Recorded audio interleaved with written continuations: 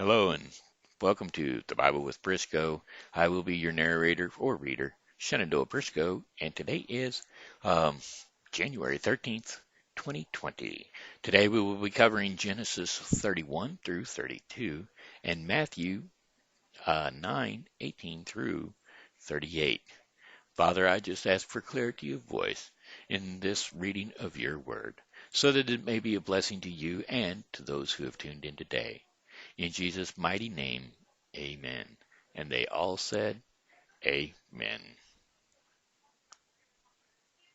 Okay, Genesis 31 through 32. Jacob flees from Laban.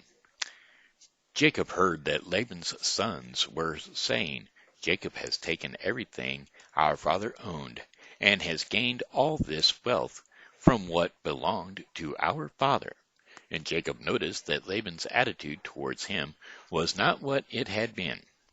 Then the Lord said to Jacob, Go back to the land of your fathers and to your relatives, and I will be with you. So Jacob sent word to Rachel and Leah to come out to the fields where his flocks were. He said to them, I see that your father's attitude towards me is not what it was before, but the God of my father has been with me. You know that I've worked for your father with all my strength, yet your father has cheated me by changing my wages 10 times. However, God has not allowed him to harm me. If he said, The speckled ones will be your wages, then all the flock gave birth to speckled young. And if he said, The streaked ones will be your wages, then all the flocks bore streaked young. So God has taken away your father's livestock and has given them to me. In breeding season, I once had a dream in which I looked up and saw the male goats mating with the flock were streaked, speckled, or spotted. The angel of God said to me in the dream, Jacob. I answered him, Here I am. And he said, Look up and see that all the male goats mating with the flocks are streaked, speckled, or spotted. For I have seen all that Laban has been doing to you, has been doing to you. I am the God of Bethel, where you anointed a pillar, and where you made a vow to me. Now, leave this land at once, and go back to your native land. Then Rachel and Leah replied, Do we still have any share in the inheritance of our father's estate? Does he not regard us as foreigners? Not only has he sold us, but he has used up what was paid for us. Surely all the wealth that God took away from our father belongs to us and our children. So we do whatever God has told you. Then Jacob put his children and his wives on camels, and he drove his livestock ahead of him, along with all the goats he had accumulated in the Padan Aram, to go to his father Isaac in the land of Canaan. When Laban had gone to shear his sheep, Rachel stole her father's household goods. Moreover, Jacob deceived Laban and Aram by not telling him he was running away.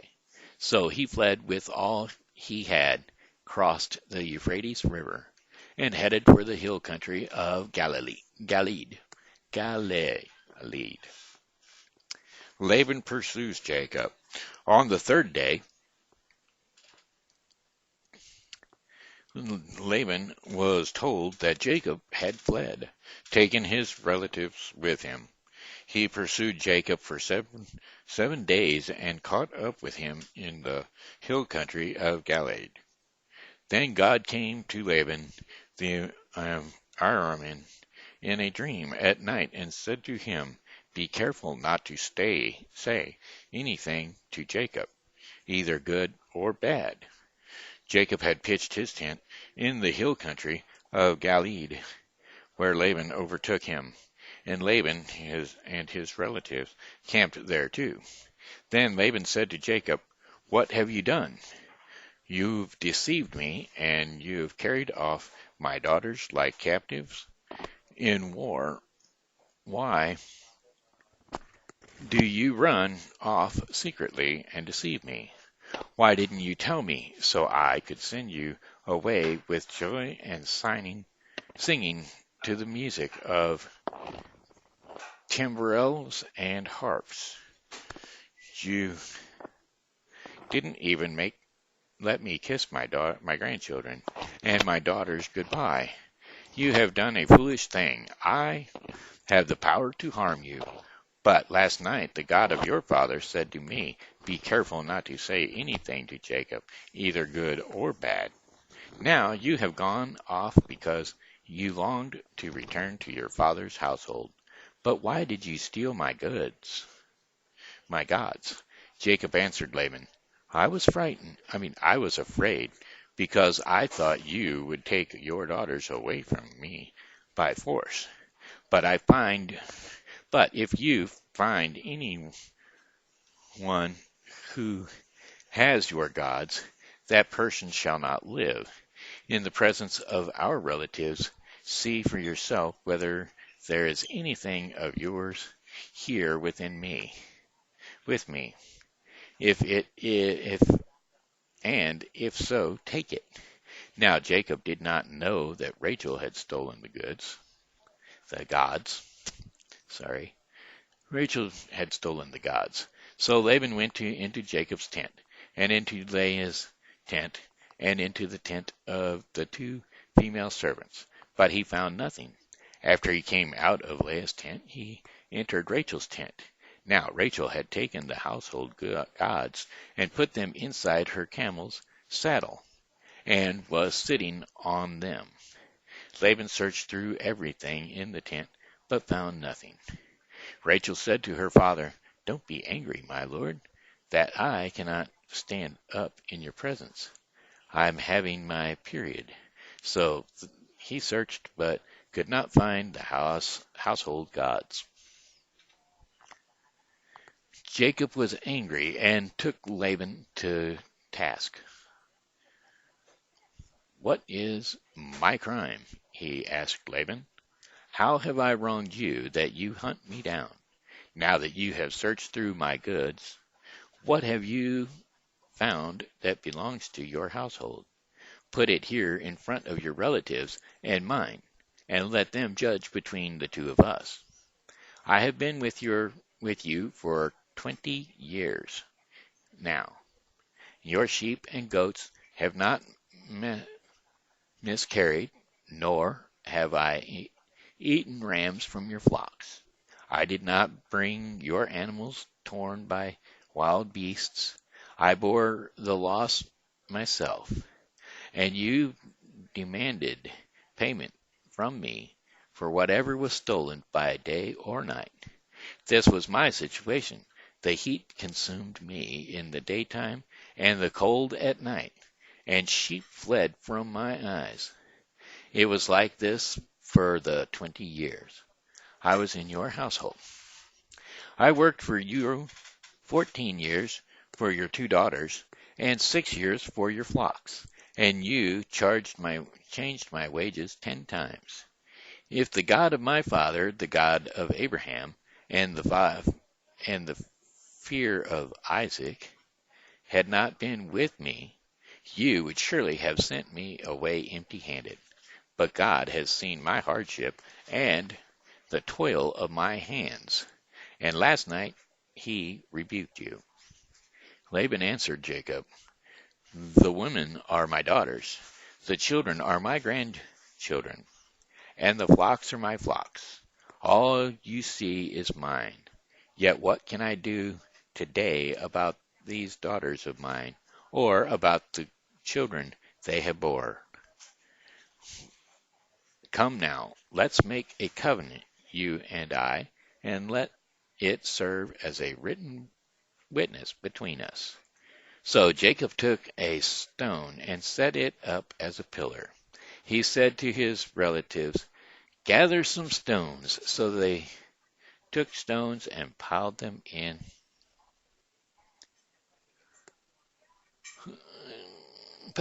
a heap, and they ate there by the heap. Laban called it Jager Sahadath,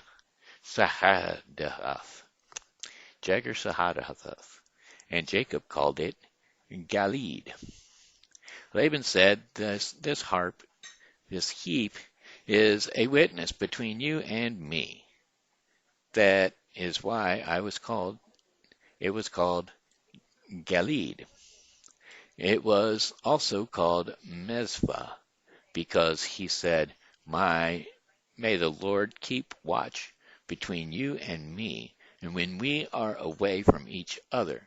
If you mistreat my daughters, or if you take any wives besides my daughters, even though no one is with us, remember that God is a witness between you and me.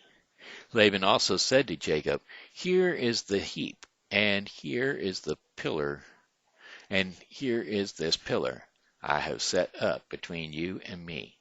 This heap is a witness, and this pillar is a witness, that I will not go past this heap to your side to harm you, and that you will not go past this heap and pillar to my side to harm me.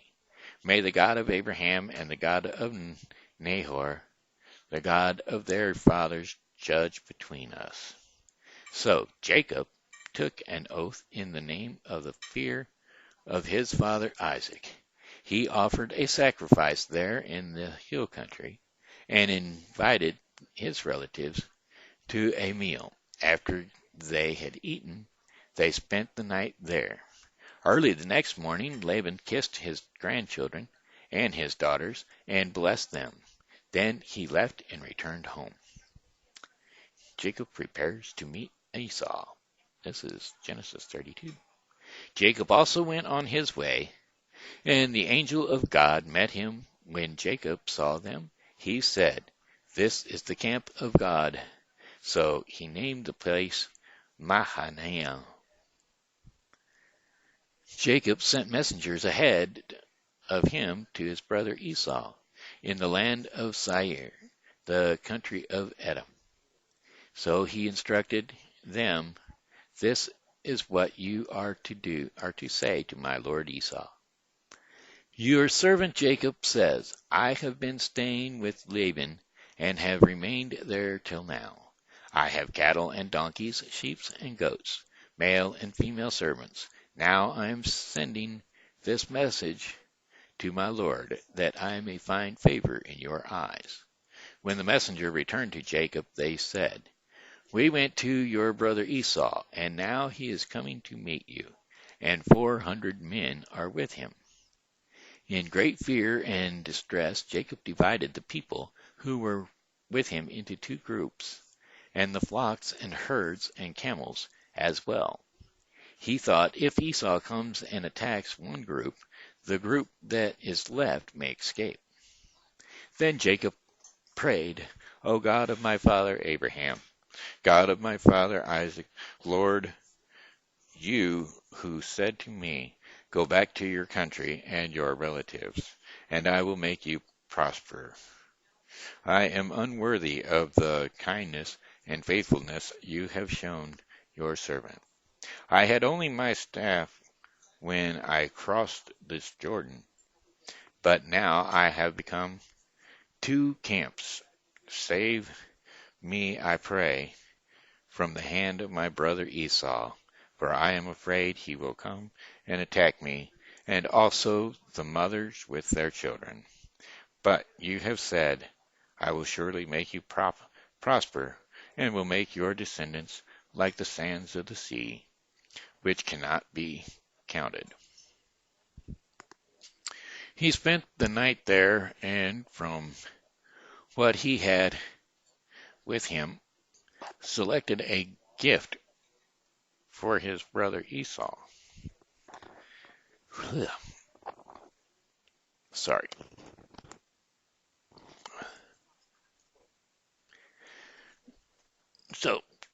uh, a gift for his brother 200 female goats and 20 male goats, 200 ewes and 20 rams, 30 female camels with their young, 40 cows and 10 bulls, and 20 female donkeys and 10 male donkeys.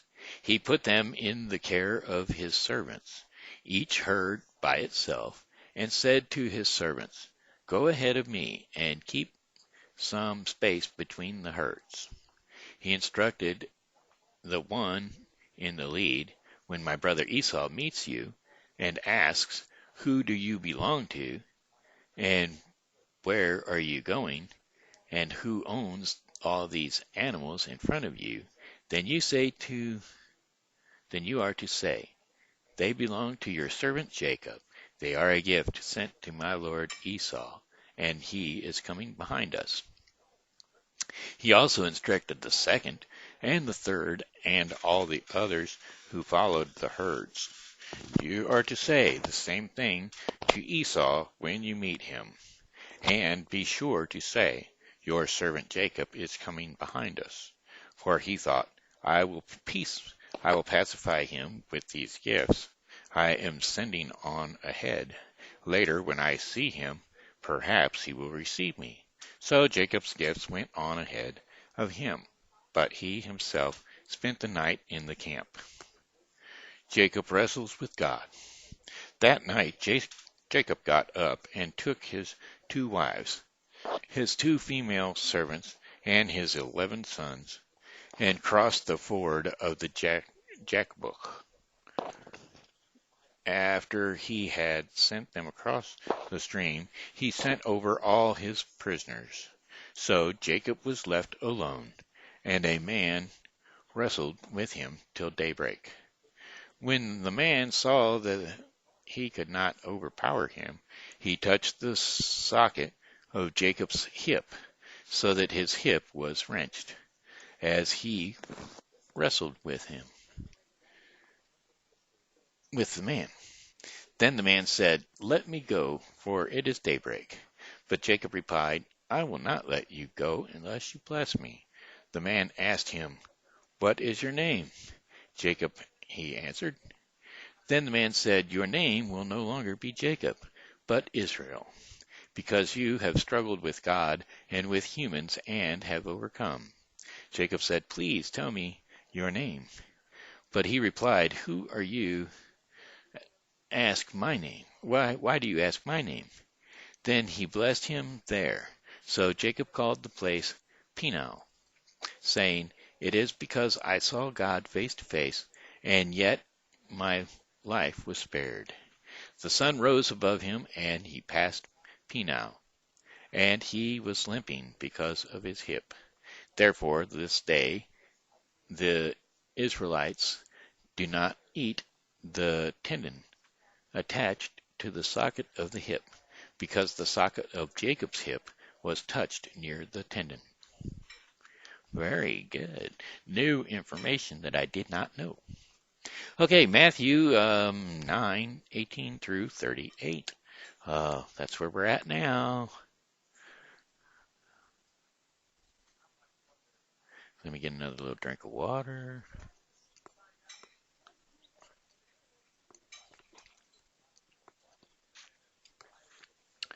Jesus reigns. Jesus raises a dead girl and heals a sick woman. While he was saying this, a synagogue leader came and knelt before him and said, "My daughter has just died, but come and put your hands on her, and she will live." Jesus got up and went with him, and so did his disciples. Just then a woman who had been subject to bleeding for 12 years came up behind him and touched the edge of his cloak. She said to herself, "If I only touch his cloak, I will be healed." Jesus turned and saw her. "Take heart, daughter," he said, "your faith has healed you." And the woman was healed at that moment. When Jesus entered the synagogue leader's house, and saw the noisy crowd and people playing pipes, He said, "Go away. The girl is not dead, but asleep." But they laughed at him, and after the crowd had been put outside, he went in and took the girl by the hand, and she got up. News of this spread through all the region. Jesus heals the blind and the mute. As Jesus went out from there, two blind men followed him, calling out, "Have mercy on us, Son of David." And when he had gone indoors, the blind men came to him, and he asked them, "Do you believe that I am able to do this?" "Yes, Lord," they replied. Then he touched their eyes and said, "According to your faith, let it be done to you." And their sight was restored.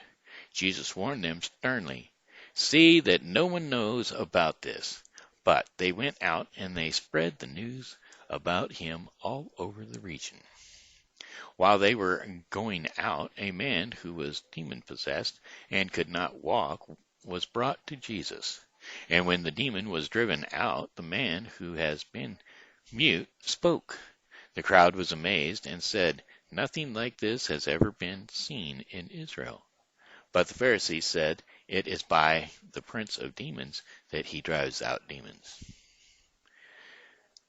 The workers are few.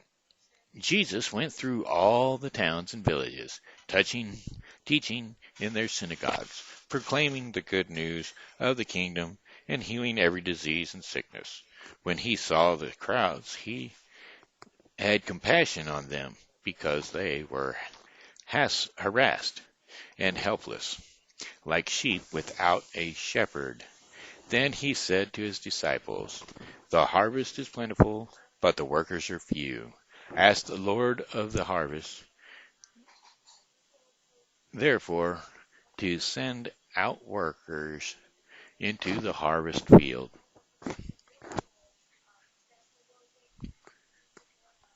Okay, there you have it. That there was Matthew 9:18 through 38. And that's got it for today. Tomorrow we will be covering Genesis 33 through 35 and Matthew 10, 1 through 20. So that concludes the Bible with Briscoe today. May God bless you and keep you in Jesus' mighty name. Amen.